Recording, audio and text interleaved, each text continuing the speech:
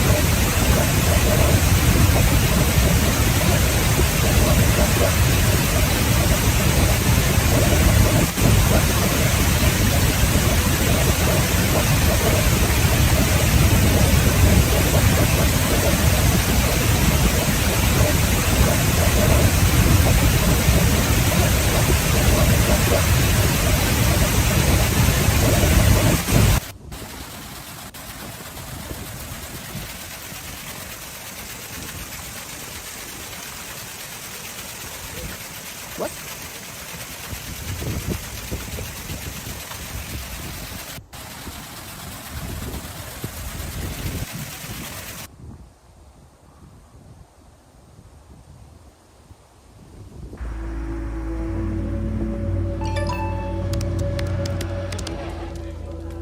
Kennen Sie die alte japanische Methode, die Messer jahrzehntelang scharf hält? Ein einziges Messer, das alles verarbeitet, vom härtesten Fleisch bis hin zu den dünnsten Tomatenscheiben, ohne ins Schwitzen zu geraten. Bill Maher, pleasure to have you on. Great always to be with you. So, what do you think of this week for Donald Trump? I thought it was his best week ever, and the most depressing week for me, as someone who's not a fan of Donald Trump and what he's doing to this country. It was chilling. I knew when he did the State of the Union address and he stuck to the prompter, which I was very surprised. But we've seen that before, teleprompter Trump, and then Teletubby Trump is coming soon because, I always say this man has a disease, malignant narcissistic personality disorder. It's a real thing. He could not help himself from doing that. It was going to come out. Whoever convinced him on Tuesday to stick to the prompter was very good because that's hard for him. He had 100 off-ramps where he could have done what he usually does. There was no looking at the prompter and then going, so true, like, he'd never seen it before, which he probably doesn't usually see it. But then Thursday was just horrible with these veiled threats, Comey, we're going to see what happens, people are in jail, that language. And why do you think he never pays any price for that? Because the worst thing that could possibly have happened, that we all feared and talked about, has happened. He's normalized. Anything you see enough becomes normal. You don't notice it. So he's in a great position. The bad is baked into the cake. His fans either love it because it's trolling or it's just him. And lots of other people are like, yeah, I know that's him, but we all know crazy people in our life, and some of them function, some of them are in our family, and you just sort of accept that. And every time he's just this horrible jerk, I think a lot of people go, yeah, but that's part and parcel to be this strong leader, and he's getting things done. And if you didn't know the facts and you watched that State of the Union, it was very effective. And the showmanship, that pulled out every stop with the medals and the Marine being reunited. I mean, that's what he does. And it's going to be hard to beat. If this is a superhero movie, my favorite kind, this is the moment when Superman is on the ground. The kryptonite has weakened him, and I don't know how we get to the end of the movie. I know how in a superhero movie happens because they always win, but this is life. I don't know how we get from here this week to that place November 3rd where he's defeated and leaves, which of course I don't think he's going to do. And how do you cover somebody who's been normalized like that? Because surely part of the humor, you need people to feel outraged. Yeah. Well, it's not hard to point out the myriad flaws he has and the crazy things he does, and it's still fun.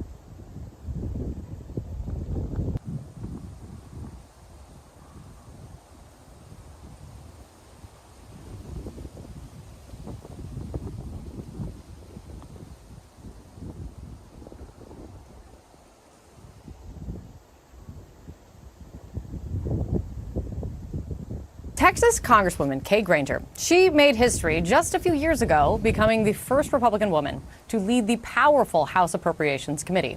But her long career in public service took a turn this week when it was revealed how absent she has been from Congress, living in an independent living facility, and according to her son, has been dealing with dementia issues in recent months. She had already announced that her upcoming retirement from Congress when this term wraps, but all of this has renewed questions on the Hill and off about aging members of Congress and their fitness to serve. Elon Musk, for one, has jumped into this conversation, suggesting cognitive testing is needed for elected officials. CNN's chief media analyst, Brian Stelter, joining me now, because this really gets to something quite interesting, Brian, which is you can add this to the growing list of topics that Elon Musk is successfully inserting himself into. And I mean, look no further than the government funding fight that we were just talking about with the panel before this. You know, he tanked that first bipartisan government funding bill that sent the Hill into chaos last week, doing all of it just coming from him blowing up his Twitter/X account, and all of this really coming from his however he wants to manage and how he is managing his platform. What role do you think X is going to play in the next administration? Right, and Musk is bringing his freewheeling attitude and spirit to basically every political story of the moment, reacting in real time.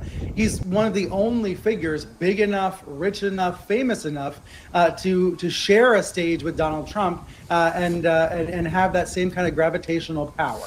So that's what we're seeing now every day, every week on every story. When it comes to Granger, two things stand out. One, the idea of a Biden-Trump rematch that many people didn't want to see.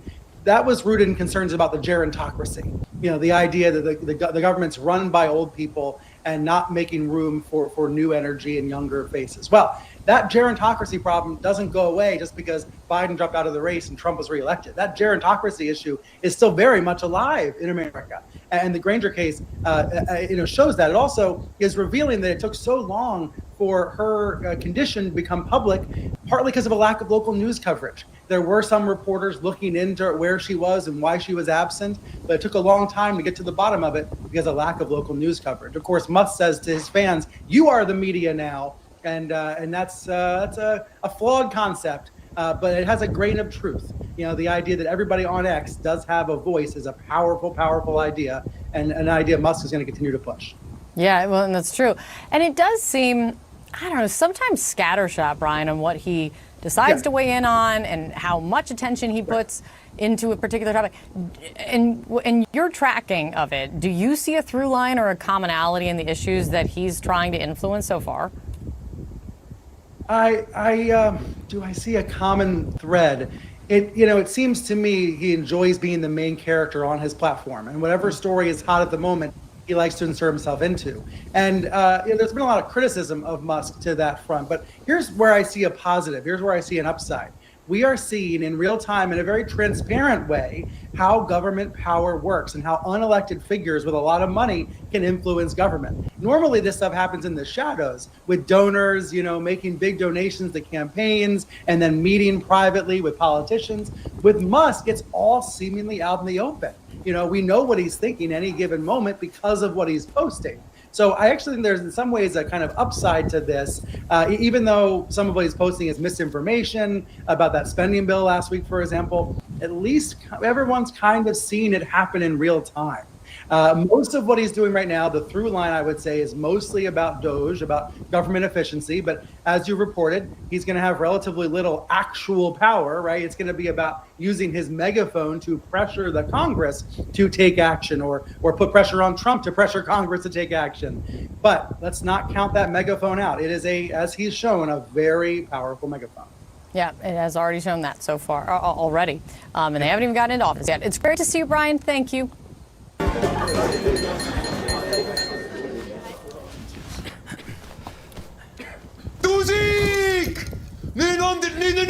Wer seine Finanzen geregelt hat, fährt euphorischer ins neue Jahr. Planen Sie Ihre Finanzen mit uns. Jetzt beraten lassen.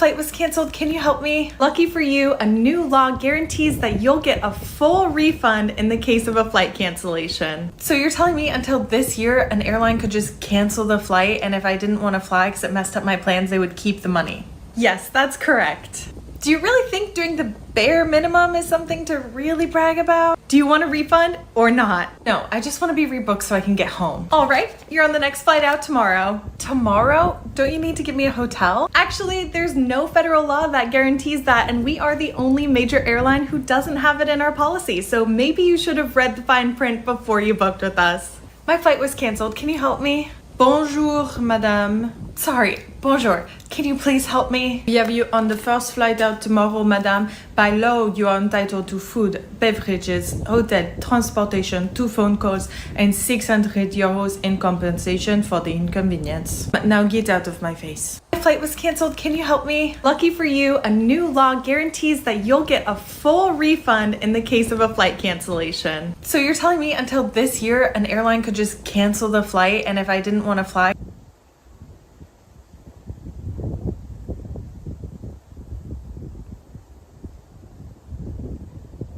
well, that's so silly because it's somebody's version of the truth, not the truth. Truth is truth. I don't mean to go like... No, it isn't truth. Truth isn't truth. Rudy Giuliani is about as good of a person as Matt Gaetz is a babysitter. Are you Are you I didn't. Truth is a truth. Mr. Mayor, do you realize what... No. This is going to become a bad meme. Don't do this to me. And when you see this humiliating Rudy roast coffee ad I have for you today, and Rudy subsequently getting roasted for it by the internet harder than his jet fuel can't melt steel beans roast, I think you'll agree it's the Christmas gift that nobody asked for. Now, even though the ad itself looks like it was filmed by a high school video production club, I don't know where Giuliani is getting the money for the coffee he's making or the marketing, because you'll likely remember Rudy's a broke ass. I have no place I can go take cash out except a little bit that I saved, and it's getting down to almost nothing. The 80-year-old former New York City mayor threw a temper tantrum after Lehman questioned why Giuliani had not yet turned over the title to his 1980 Mercedes convertible to the 2 Georgia election workers he defamed after the 2020 presidential election. The embattled former mayor also accused the judge of unfairly characterizing his claim that he has limited access to assets as him, quote, crying poverty to the court. I'm not impoverished. Everything I have is tied up, Giuliani claimed. I don't have a car. I don't have a credit card. I don't have cash. The reality is, I have no cash. It's all tied up. So right now, if I wanted to call a taxi cab, I can't do it. But even before that hilarious meltdown, Rudy was getting humiliated by everyone from us to Jimmy Kimmel for his initial implementation of this coffee scam he was using to try to make some extra cash so he didn't have to go beg outside Port Authority.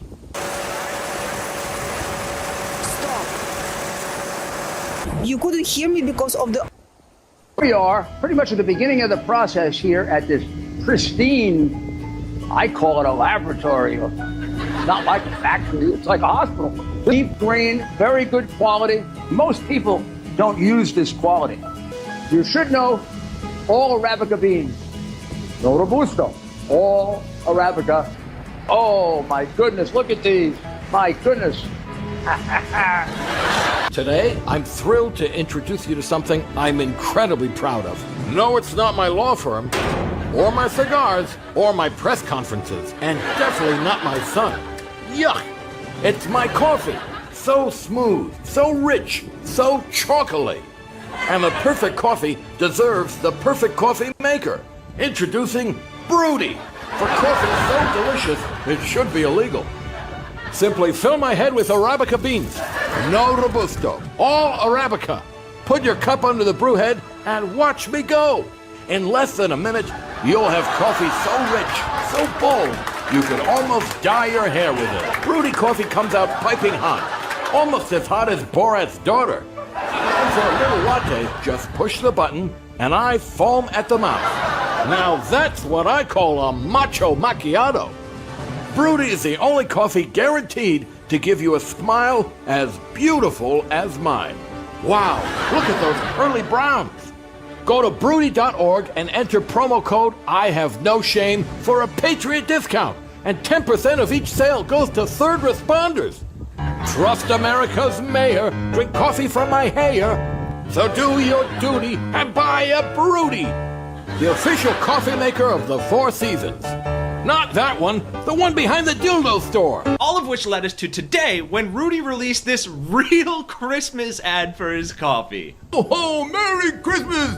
What would you like for Christmas, darling? Rudy coffee.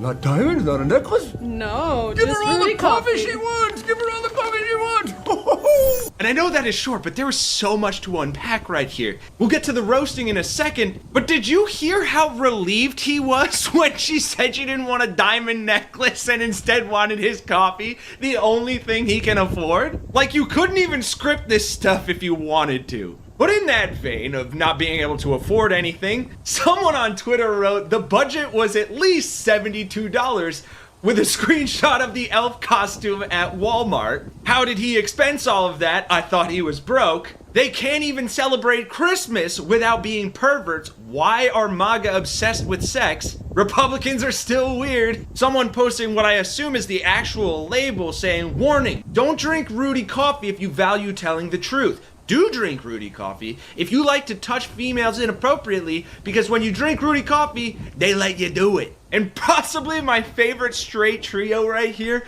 I am so happy to see Rudy hard at work to pay off his debts while staying broke.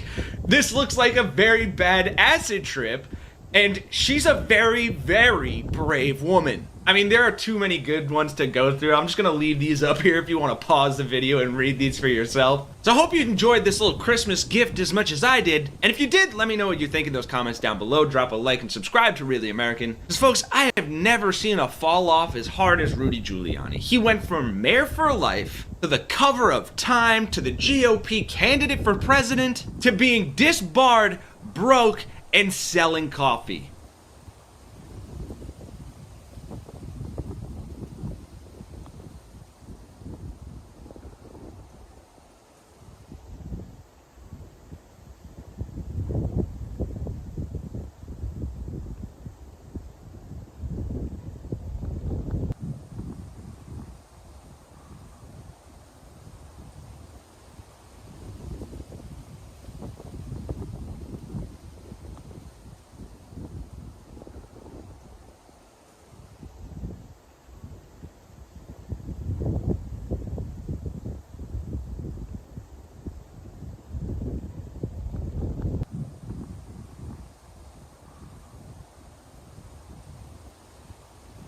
All right, one of the stories we're going to focus on sort of in depth is in the wake of what happened with the voting around the debt ceiling bill. We have seen the cracks in the foundation of MAGA. Not the best materials have been used to build this foundation such that it is now cracking. And before we get into that broader topic, I do want to give you a couple of anecdotes that I think are relevant about what's happening within the Republican Party. You know, we've talked before about MAGA versus non-MAGA within the Republican Party. You've got your MAGA Republicans and you've got your anti-Trump Republicans. They've had conflict for a long time. Trump versus speaking there in a moment. At this after, this is not MAGA, it's not, oh, take a look at this. You guys can join forces and take over the world. Shit, Milo. You're destroying the fallen from grace, okay? And you're gonna, you know me, Milo. Don't talk shit about me online and then run and hide in the corner. Everything I've said about you, I'm happy to say your face, but I'm not interested in what you listen to. I don't know how intelligible this is, but Laura Loomer, who is such a horrible person, she accused Milo of being paid by Marjorie Taylor Greene. I guess at one point Milo was interning for Marjorie Taylor Greene. And then she says for Milo to stop saying things about her behind her back, but Milo says, oh, I'm willing to say any of it in public. What is that? What do I live for, Milo? What do I, low-rent spectacle? What is that? Your cheap pearls, your cheap suit? You're wearing sunglasses outside like a douchebag. Everything you do is fucking professional, Milo. Okay, you don't have any fucking dignity, okay? You're a fucking piece of shit. You're a liar, okay? And you want to talk shit about me on Twitter nonstop. Say it to my face. Hey, at least she's still calling it Twitter. She's refusing to call it X. That's it. very dangerous testing. Oh yeah? I think you're unstable. Unstable. I think you are bad for yourself. Unstable. Because I want to call you out because you are a liar and you're a drug addict and you dog people and you lie about people and you're just... If it's true that he's a drug addict, I don't know. I mean, that's a medical problem. I don't know why you would throw that in his face. Because your life has been canceled and instead of being able to rebuild like I did, instead of being able to rebuild my life, no, I don't need... Okay, so and Milo tells Laura she needs medication, which is probably true, but anyway, it's not his place to say because his expertise is not pharmacology. Okay, so this apparently got very ugly, and eventually someone else came over as it continued or potentially had moved to a different location and kind of it went on, and someone else said, you're going to have to leave if this doesn't stop. I don't feel any compassion for you. He does not want any problems. James, send me listen. If you could deal with the guests that's going to problem, listen. Listen. Since you're making our host feel uncomfortable, maybe you could Listen. He's gonna make me Okay, listen. It's either we all get along and we have a good night, or nobody can be here. She approached me. I'm trying to make the conversation from the I understand, but this is the rule. All right. Anyway, I think you get the point. What's the takeaway here? The takeaway is that these people in general are fundamentally unfit to govern or run anything. Now, you might say, well, Laura Loomer isn't running anything. Milo's not running anything. Milo isn't running anything, but Laura Loomer is increasingly close to Donald Trump. And although she may not be running anything, this is the type of person who's just going around saying you're mentally ill, you need this medication, you need that, this, that, the other thing. She is very close to Trump and has Trump's ear. This is emblematic of everything that's going on. Michael Flynn is now in the ecosystem. What was the guy's name? The football player Herschel Walker is getting an ambassadorship. It's a complete and total debasement of just what does it even mean to be generic. So tasty and knusprig. Tyrrell's terribly tasty.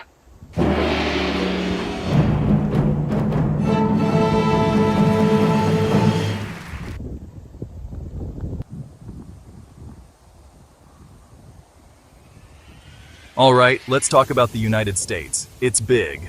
No, like really big. Third largest country on the planet in both size and population, yet nearly half of it is empty. That's right. Despite housing 334 million people, a massive chunk of America is just wide open space. We're talking about states so vast and empty, you could drive for hours without seeing another soul. I mean, think about it.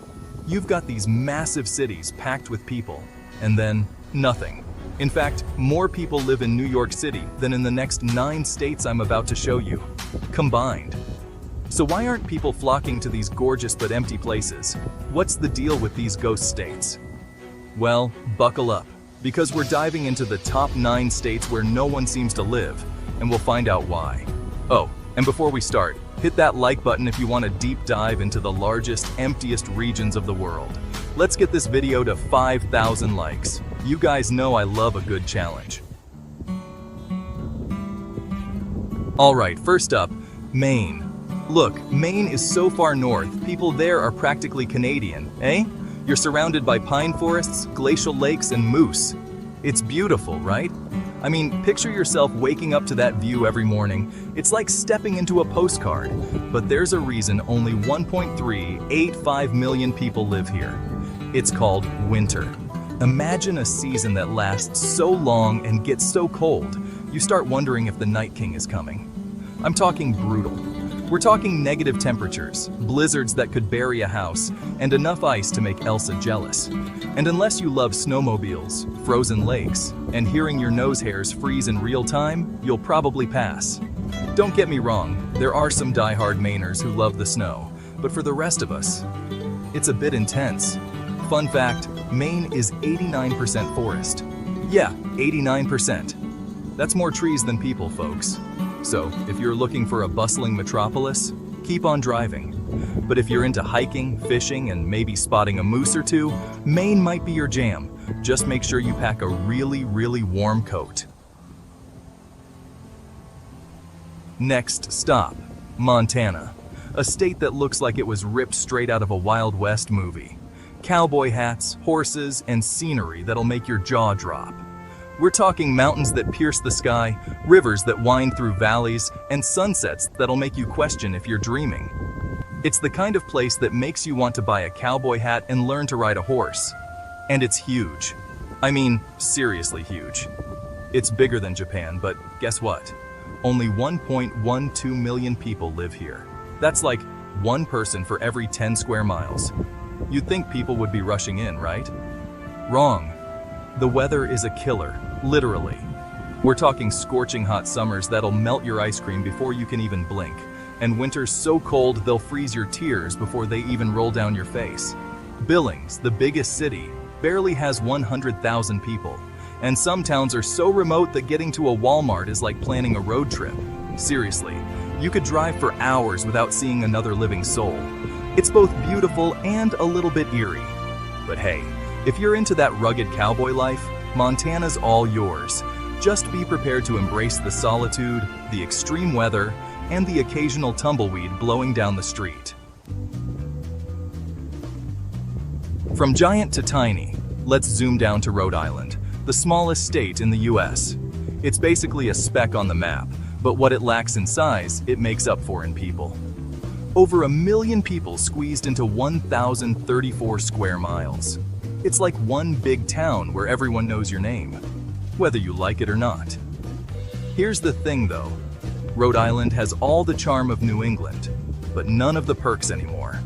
The cost of living is creeping up faster than a vine on a trellis, and if you squint, it's starting to look a lot like New York, minus the skyline. Don't get me wrong, Rhode Island has its perks. The beaches are beautiful, the seafood is incredible, and the history is richer than a millionaire's vault. But if you're looking for peace, quiet, and affordable housing, you might want to keep looking. But hey, if you're looking for a place where everything is within walking distance, this is your spot. You can walk to the beach, walk to the park, walk to the grocery store. You get the idea. Just be prepared to fight for parking. Chapter 4. Delaware, the state where 2 million corporations are headquartered, but the actual population? Just over 1 million. That's right, more companies than people. You'd think there'd be huge cities, skyscrapers reaching for the clouds, but nope. Wilmington, the biggest city, has 70,000 people. That's it. You could fit the entire population of Wilmington in a decent-sized football stadium.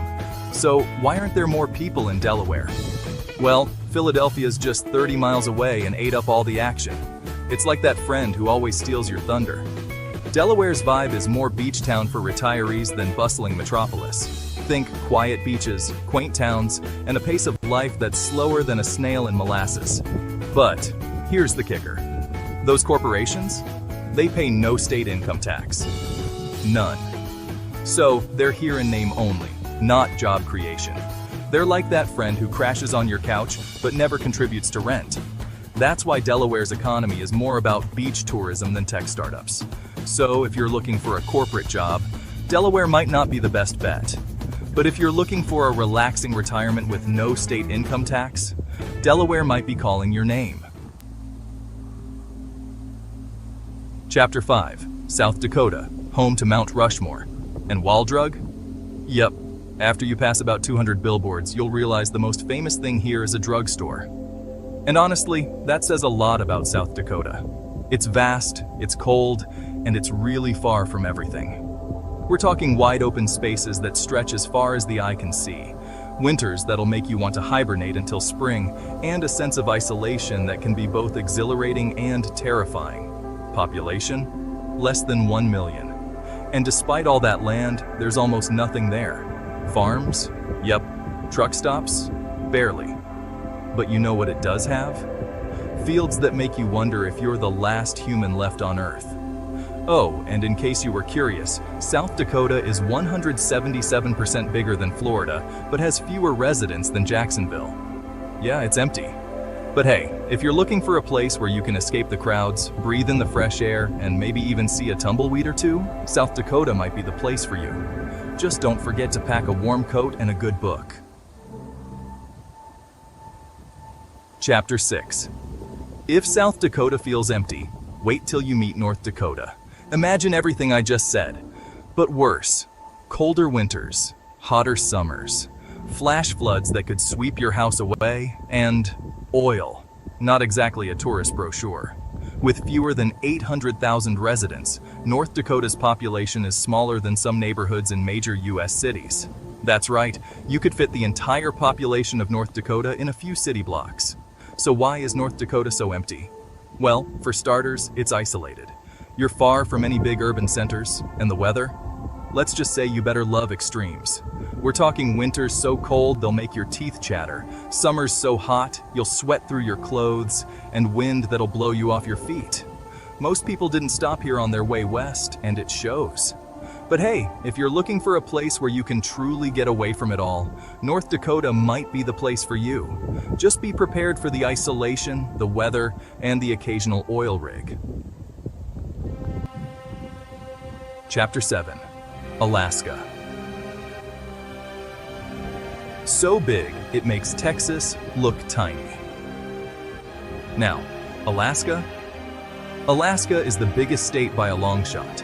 It's so big that if you chopped it in half, each piece would still be larger than Texas. We're talking mountains that pierce the clouds, glaciers that'll take your breath away, and wildlife that'll make you believe in magic. But for all its beauty, mountains, glaciers, wildlife, only 733,000 people live here. That's fewer people than the city of San Francisco spread out over a state that's twice the size of Texas. Why? Because it's basically the North Pole. Winter means 4 hours of daylight, minus 40-degree temperatures, and enough snow to bury a house. And don't even get me started on the darkness. And roads? What roads? There are barely 16,000 miles of road in the whole state. That's less than Connecticut. You could fit 120 Connecticut's into Alaska. Mind blown. So unless you're a seasoned adventurer with a love for the extreme, Alaska might not be the place for you. But hey, if you're up for the challenge, Alaska will reward you with a beauty and grandeur that's unlike anything else on Earth. Do you know about these futuristic lightsabers that have been made in the UK? Dude, you gotta hear about this thing. Lightsabers are no longer just a dream.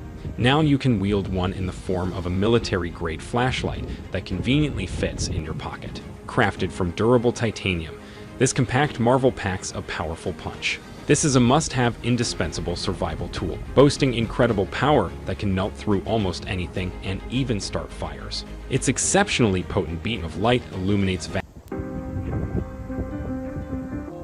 Chapter 8. Vermont, where the syrup flows and the pace is slow. Ah, Vermont. When you think of Vermont, you probably imagine cozy little farmhouses nestled in autumnal forests, right? And yeah, it's exactly that.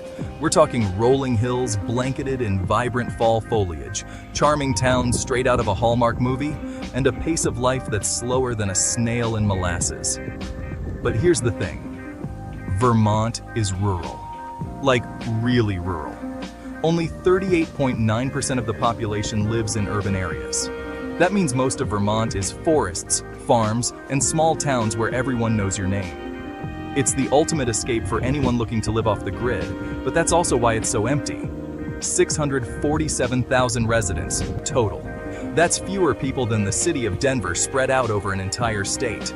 Fun fact, Vermont is the most moved-to state since 2020. People love that chill, slow pace, but don't be surprised if your neighbors are maple syrup enthusiasts and goats. So, if you're looking for a place to escape the hustle and bustle of city life, Vermont might be the place for you. Just be prepared to embrace the rural lifestyle, the slow pace, and the occasional goat in your backyard. Chapter 9. Wyoming, the ultimate empty state, and the crown goes to Wyoming. Yup, the ultimate empty state. It's got just 5.9 people per square mile. 5. That means you could walk for miles without seeing another soul. It's the second least densely populated state, and for good reason. There are no big cities. Actually, there aren't many jobs either. If it weren't for the government, the state might not have an economy at all. But hey, it's one of the safest places to buy a home, so if you want solitude, Wyoming's calling your name. We're talking wide open spaces that'll make you feel like you're the last person on Earth, stunning mountain ranges that'll take your breath away, and a sense of peace and quiet that's almost deafening. But be warned, Wyoming is not for the faint of heart. It's a place for those who are self-sufficient, who love the great outdoors, and who don't mind a little bit of solitude. So, if you're looking for a place to escape the crowds, reconnect with nature, and maybe even find yourself, Wyoming might be the place for you. Just be prepared to embrace the emptiness. So, which of these states would you dare to live in? Are you the rugged outdoorsy type, braving the wilds of Alaska or the solitude of Wyoming? Or are you sticking to the coast, maybe trying to snag a deal in Delaware? Let me know in the comments.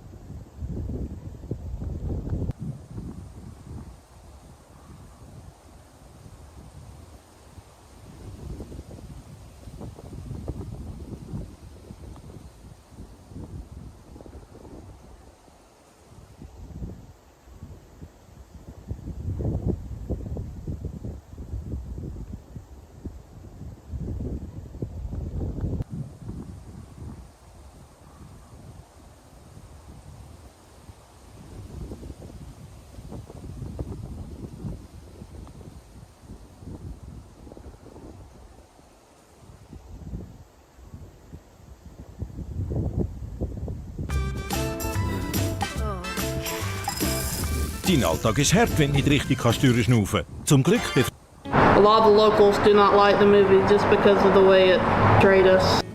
The trip started in Atlanta. Progressive, modern, urban. But just a couple of hours north, things looked completely different. The city, gone. Replaced by the country and the hills. We were headed as deep into the mountains as we could go. On the way there, though, we stopped to talk to people about the area. Are hillbillies still a thing? My neighbors would consider hillbillies, I guess, because they backwoods country and ain't got no sense. the first thing we learned was that this was a deeply conservative region. When somebody starts talking about this transgender junk and killing babies and all this kind of stuff, there ain't no way I'd vote for him. The people here are quick to remind you, Appalachia isn't just the country. It's something else entirely, a different culture, a different pace, a different history. Yet, like the country, Appalachia loves Donald Trump, its Bibles, and its barbecue. Our destination was in the mountains, but we stopped on the way to hear stories like Christian's, a Marine Corps veteran turned beekeeper who waved us down on the roadside to ask if we needed help. That's Appalachia, a place where strangers don't stay strangers for long. Where are you from? My grandma literally lived like right where that light pole is, if you turn right there. So what's the deal around here? I mean, what's it like? I mean, crap, there's not a whole lot to do unless you're into nature. The difference between like hillbillies and rednecks. Redneck is gonna be like your dipper, probably a loud gay truck. The real hillbilly, like a real bad one, I mean, those are the rebel flag, racist usually. They'll fight tooth and nail to say that's not what that flag means, but... Still see that around? Dude, they have a store next to Walmart. It's literally a rebel store. Where's that? Do you want to go? Yeah, we'll have to check that out. Yeah, that's some good shit. You'll be like, whoa. I mean, there's going to be, yeah, they're still fighting the good fight. They think the South will rise again or something, dude. I don't know. Forget the Confederacy. Tradition is alive here in many ways. Many towns have markets like this where people from the mountains come to trade stories, sell what they've made, and share a little of what they know. This and other traditions remain more intact in Appalachia than just about anywhere else in the country. I was raised in the Tennessee mountains, and when I moved up here, my wife's parents, they lived up here. Where you were raised, were there paved roads, electricity? No. I thought we were rich because we had a 2-seater outhouse. Past Atlanta, then you're in the South. But up here, no. How's that different? The people, their attitudes and stuff, and you can tell by the way they actually act. Like you get down into Atlanta, everybody thinks their shit don't stink, you know. And me, I don't care. I've had people in Atlanta try to hijack me on my other truck, and I carry a 45 right on my damn seat. One black guy came up and said, "Get out of the truck, we're taking it." And I just took my pistol, stuck it up the window. I said, "Well, which one of you down there's one to die first? Because I'll leave your ass laying in the road and drive off. I'll go home, smash the barrel on the gun, put a brand new barrel in, and they can't tie me to shit." You carry right now? If you're still watching and don't trust corporate media to share the reality of the country, hit that subscribe button. We've got a lot more videos coming from the forgotten corners of America and the world, beginning with Appalachia and then the Rust Belt. There may be no scene more associated with Appalachia than this.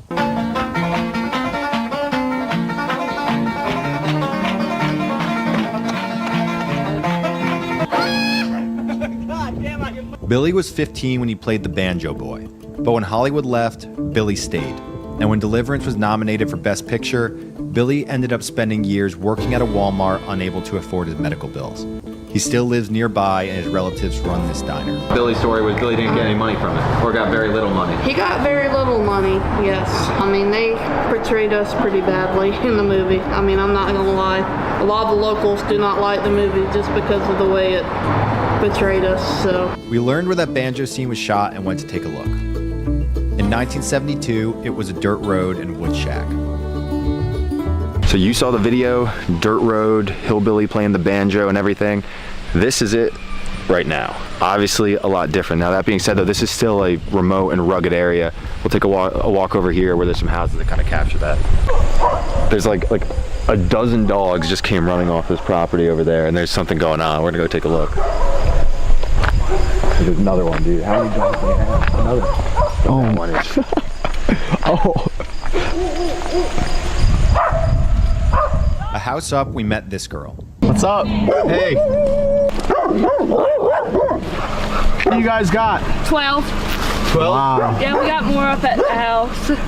She told us that if we really wanted to understand Appalachia, we needed to go deeper. But she warned us, be careful. Moments before we had talked to her, her neighbor came down with a gun and had threatened to shoot all of her dogs. There's some crazy people on this road, just letting y'all know. Are there?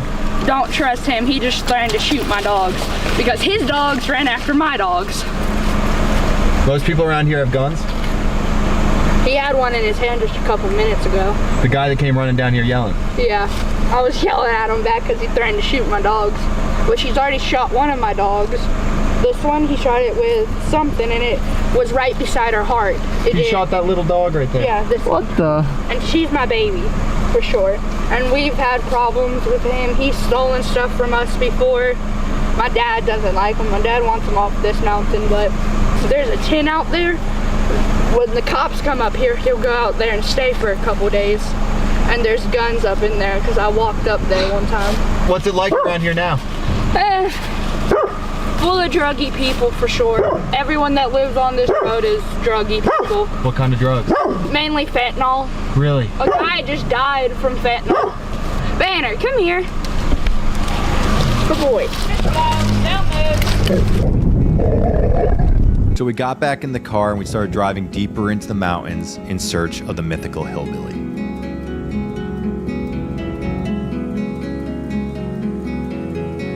After a few hours of driving through the remote beauty of Georgian Appalachia, we spotted this man, Don, off a gravel road. We were in the middle of nowhere, deep in the mountains. If anyone was a hillbilly, he would be it. We can all our food. We grow our food in our garden. My wife cans it. We're true blue-blooded Americans. What would happen if all the whites and all the blacks got along great all the time? What would it be? Yeah, it's beautiful up here. Where y'all out of Atlanta? Little turd. How long you live around here? 35 years. When I come here, it was a dirt road. I wanted land. I was a trucker. You need a place to store your trucks. Well, that and work on it. That's the reason I got a big shop and everything. 5 I keep up. What's your favorite? That there's my baby, but the one I drive the best. You want to see my favorite? Absolutely. Come on in here. Thank you. So this is my little pride and joy right here. This is a 1941 military Cadillac. 95% rust free. Open the door and look in there. Wow. 2000, I say, or before, this little before, they paved the roads. You have electricity out here? Oh yeah. Yeah. But I got a generator too. Okay. We country folk survive. City folk know that city folk don't know. Well, nature. People in the city have no idea about this. This is nature. I mean, just like the Indians, this is all Cherokee land. All of this is Cherokee. You can dig up Cherokee stuff all over here. Arrows, everything. This was all Cherokee land at one time until the whites took it. Yeah. The whites did a very bad injustice. I mean, I'm a white person, but the government did a very bad injustice to the Indian. We can our food. We can all our food. We grow our food in our garden. My wife cans it. She's an old country girl from Franklin, North Carolina, 20 miles up the road. You know, and the mountain people are totally different. I know some people call them hillbillies, but they're not hillbillies. I mean, hillbillies live further away up in the woods, but don't get around nobody. The mountain people, they know you, they do anything for you. I got great neighbors. I mean, it ain't the almighty dollar. It's being neighborly. You know what I mean? Neighborly. We all try to help each other. We all try to look out for each other. You know, I mean, we look out for the rich people over here. So what's a hillbilly compared to a mountain person? They usually just stay to their family. You know what I mean? They don't go in town much and stuff, you know. But, you know, I mean, they're good people. I've met some. I knew one that lived down the road before I even moved here when my sister lived there. He used to get a jug of moonshine, and when he got in trouble with his wife, he'd get on the moonshine, a jug of moonshine, get on his mule, and a sleeping bag and his shotgun, and he'd go up in the hills. He'd go in the hills for a week. Stay out of trouble. Me, I'm a history buff. I love history.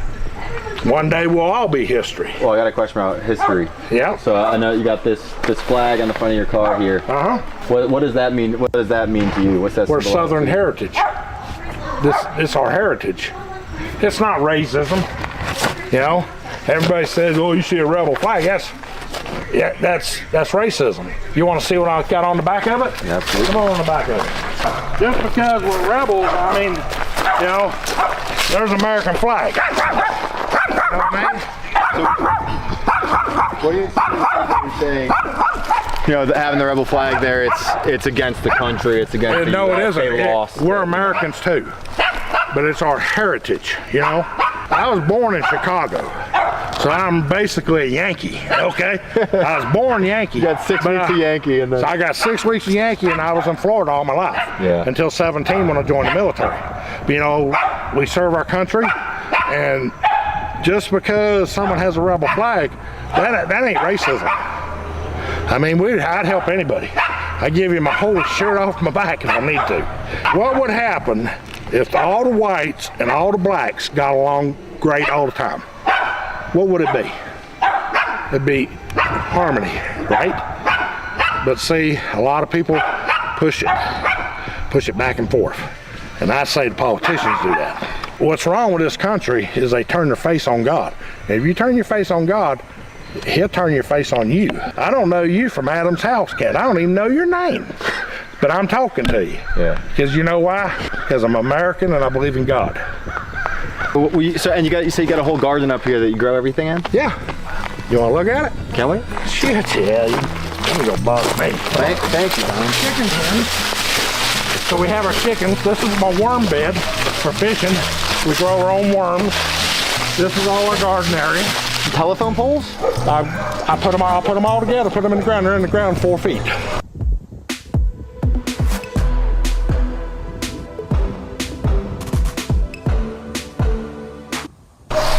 How many dogs you got? 6. So what are you growing here? We grow everything. The raspberries, look at the raspberries. These are wild raspberries out of the mountains. My wife and I went all around the mountains picking them out wild. And they get as big as your finger. We grow potatoes, tomatoes, carrots. You just pull carrots out, made homemade potato soup the other day. Wow. We till the garden and everything.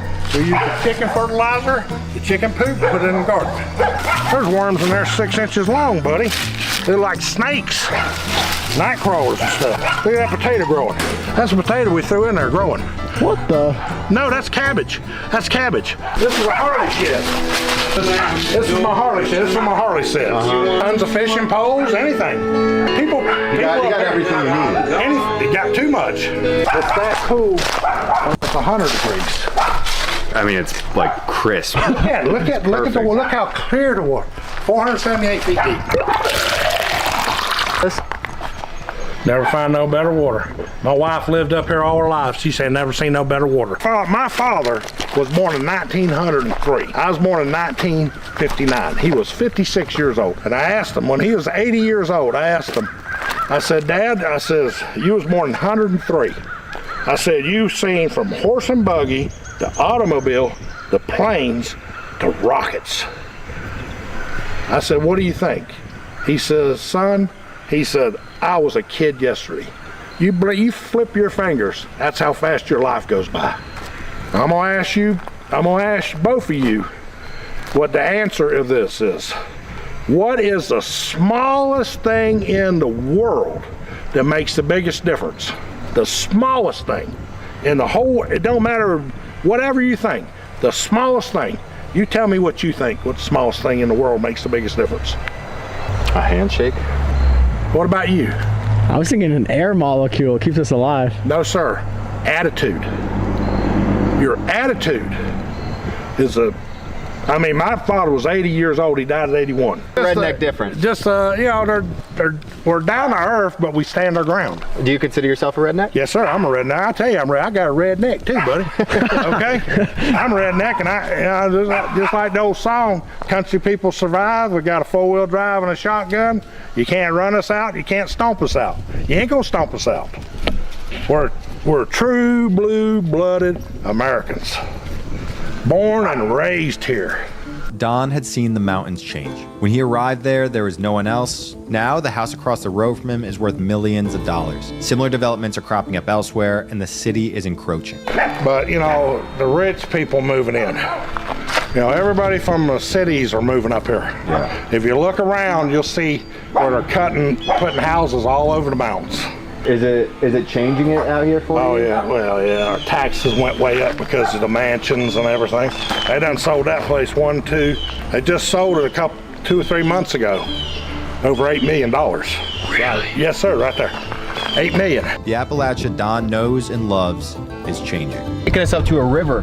He said, you're not gonna believe this river, so he wants to show us that. We're following, it's a couple miles to get there.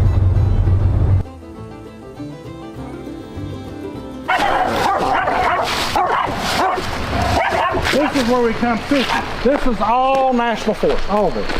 This is unreal, ain't it? Look at this. Look how clear your water is. You drink this water, this rock comes off the rock. This is all full fish. But I mean, just to look at all this, I mean, look how clear that water is.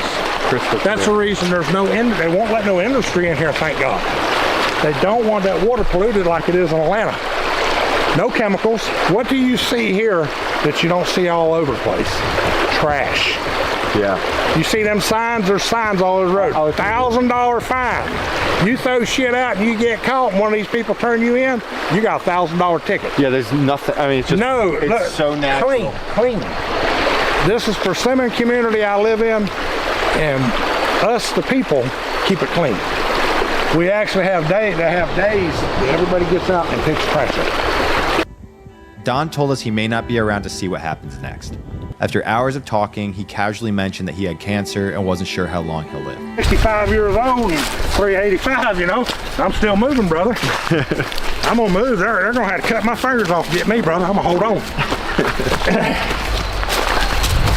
You ever gonna forget this place? Never. I never will. Never. Can't thank you enough, Don. Oh, yeah. Really. He was at peace with it, he said, because he'll give his land, his little piece of heaven, to his son and be laid to rest in the woods. I'm passing everything down to my sibling. I mean, not my siblings, but my son. You know, and I told him, I said, if you ever sell a piece of land like this, you would never find it again. Whether alive or dead, Don said, he will be in the mountains. Subscribe for the rest of our Appalachia series and our upcoming Rust Belt Deep Dive. Thank you for watching, and we will be back soon.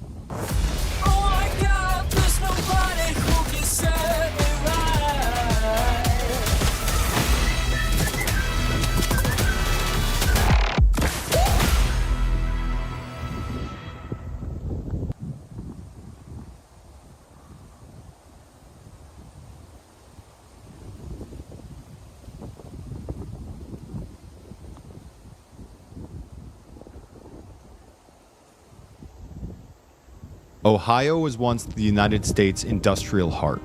Since the 1970s, though, that heart has been ripped out, leaving struggling and often violent and poor cities. Yet while you've heard of Cleveland and Akron, you probably haven't heard of the forgotten cities of Ohio. People's all going mess up. For every post-industrial Ohio city you've heard of, there are dozens that you haven't. Many are here in the Ohio River Valley, which separates Ohio from West Virginia and is home to places like East Liverpool. What happened to East Liverpool when the steel left? We lost a great deal of our middle class. How is it living here? There's just nothing to do.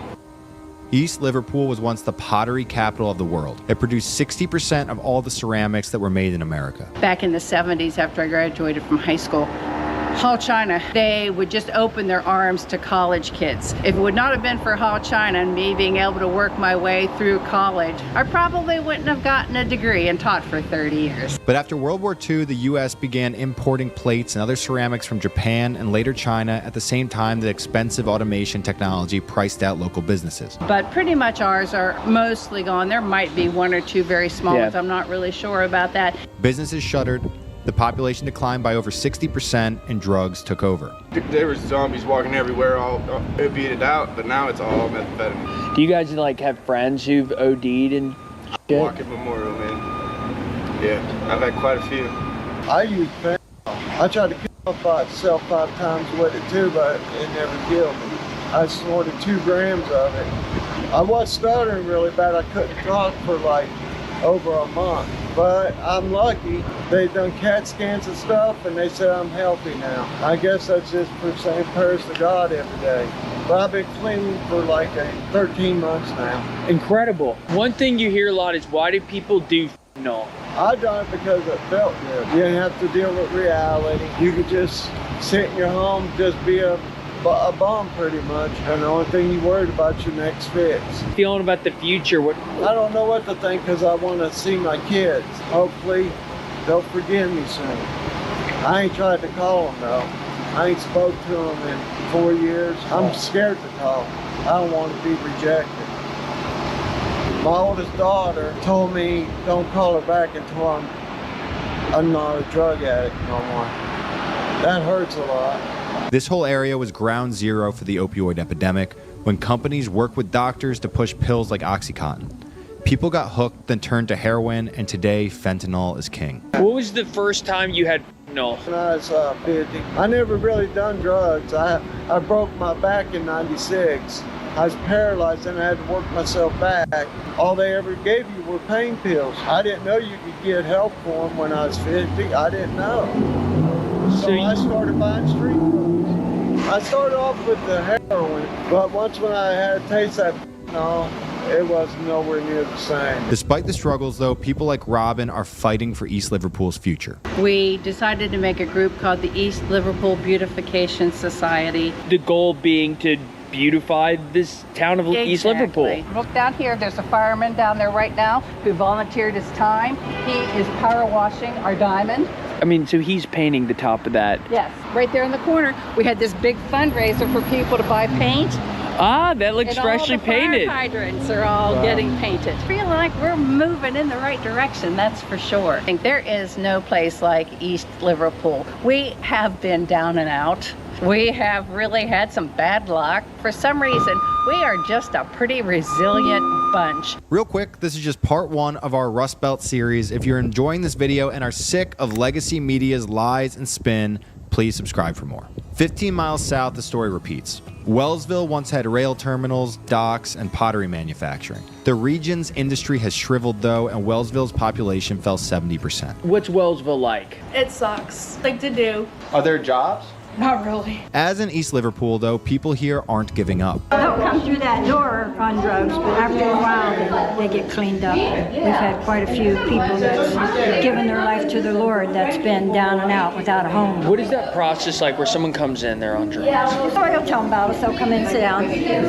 One of the girls or whatever go back and start talking to them, invite them back. They'll come back the next time. We just love them. You just gotta love them. And we pray for favor, Lord, around them and their YouTube channel. When they put this on the other channels, Lord, that people that are watching it, it's going to explode. Pray as they go back to New York that they would carry the love of Christ with them that they've learned today to do everything that they're doing, Lord. Welcome. Thank you so much. Wow, you all are the best. Thank you. That is truly unbelievable. That's one of the most moving things we've experienced. Now, this entire area is at the center of Ohio's Appalachia. Driving into the mountains, it quickly becomes poor, remote, and beautiful. And the people, despite facing significant hardship, are unfazed, like this couple we met in the town of Irondale, population 326. Where are we in the state of Ohio right now? This is Irondale. Why is it called Irondale? Because of all the plants that were here years ago. Oh, just a question. How long have you lived here? About 35 years. 35 years, Yeah. and you raised your family here? Yes. Telling your kids love going to school and walking to They school? did. They liked going out, just walking to school. They didn't walk up the path to the school. They just felt home. Because when the house burned down, we tried different places to live, and they want to come back here. People's all gone. Most of them passed away or moved away because of the work. And they're still going to be moving away because there still ain't no work around here. Is anyone living in there? There used to be a home. There used to be a home here. And my house is right there. I built it 15 years ago. This is your house right here? Yeah. That's a beautiful home. 15 years ago. You built it yourself? Yeah. Me and my sons. Further down the river are ex-industrial towns like Empire and Toronto. Many people in these places told us similar things. There isn't a ton of employment or things to do. Ever since all the steel mills closed up, the only thing that really happens in this town anymore is people trying to get into Timet for the only pretty much work that's left here. Really thing that goes on this here in town is you go to church and you go get drunk at the bars. Our region's pretty much dead ever since.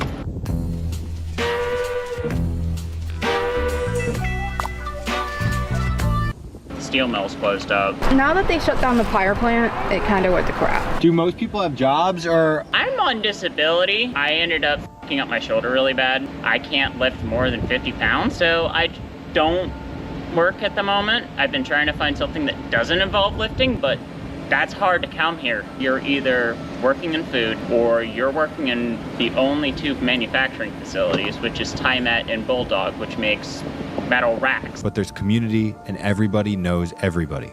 Are you from Ohio? No, I'm from downstate West Virginia. Virginia. I'm over here, Billy. Yeah. What brought you up here? Work. How do you like it up here? I love it here. I think I'm gonna stay. No way. What do you love about it? It's just nice people, good job, good boss. It's not like being out in the woods. What's it like living out in the woods? It's fun, but it's work. Yeah. You gotta go catfishing. Yeah. Deer hunting, what have you, you know. Catch your food? Yeah, pretty much. Did you grow food out in the woods? Oh, hell yeah. Among other things. Yeah. Yeah. What should people know about the residents of this area? Just We may not all get along, but when it comes down to someone needing something, you know, we'll put our differences aside and actually jump in to help. Further down the river may be the region's most unique city, Steubenville. We're about to head to Steubenville. What do you guys think of Steubenville? It's worse than here. Steubenville was a boom town, known as the city of churches. There are 18 churches downtown. It's like 33 different churches here. They were built at a time when there was lots and lots of money. It's famed for its architecture and being the hometown of Dean Martin, one of post-World War II America's most famous singers and actors. My dad used to play kick the can with Dean Martin and Jimmy the Greek. Today, it's home to Franciscan University, a prominent conservative Catholic school which has kept the city alive. If it wasn't for Franciscan in Steubenville, you wouldn't be here right now. I probably wouldn't be here right now. The thing that's really keeping us going is the college. They're at least a fourth of our local economy. Still, Steubenville has lost its industry and most of its people, leaving a nearly empty downtown. It is a total ghost town out here. And just about everyone I talk to or try to talk to can't talk on camera because they're seemingly all on drugs. One woman came up crying, saying that she needed to buy her cancer medicine. Her daughter had died. She was getting mugged, all this stuff. Another guy was just tweaking out. He was on I don't know what. And a third guy said he couldn't talk because of legal issues, but he was also kind of tweaking out. And it is just extremely grim. Very hard to find anyone to talk to here in Steubenville, Ohio. Throughout the city, you see people in hoodies shuffling down vacant streets. If you stand outside for an extended period, you'll hear people screaming or begging you for money for drugs. We know there's a bad drug situation in Steubenville. What's it like on the ground? It's everywhere. You can't walk out of your door without running into someone that's doing their drug run.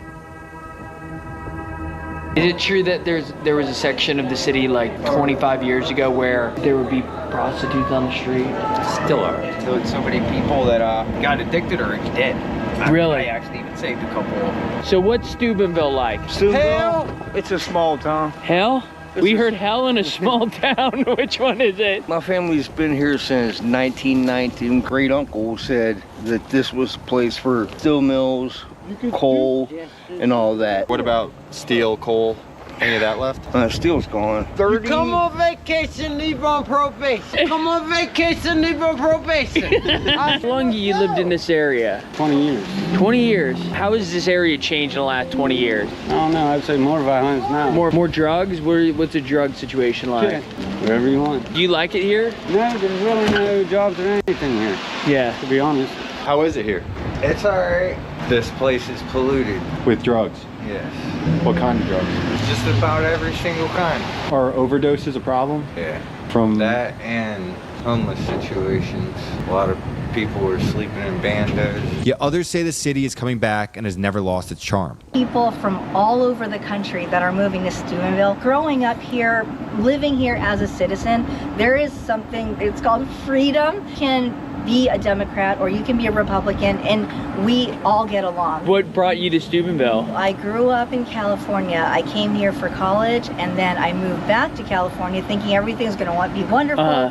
My children were all growing up and I just realized that the place where I was living before was not really the culture that I wanted our kids to grow up in. It was very materialistic and we wanted something that was more faith-based, something that was more family-friendly. I was gone for 15 years. I was living in Indiana for a while.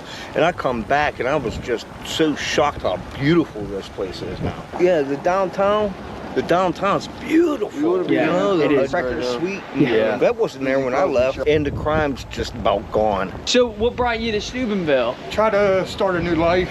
Yeah. Couldn't find nowhere I can live in West Virginia. Yeah. So I moved over here. Has Steubenville gotten better or worse since 1999? There was a time that when we first came down in 1999, it was okay.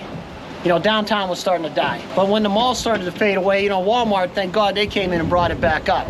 And now it's starting to come around. And the reason why it's coming around is there's a family in town called the Nelson. The Nelsons own pretty much everything on 4th Street. That's it, man. 10 years from now, how will Steubenville compare to Steubenville now? Okay, I'll be honest. I think it's really up on an upswing.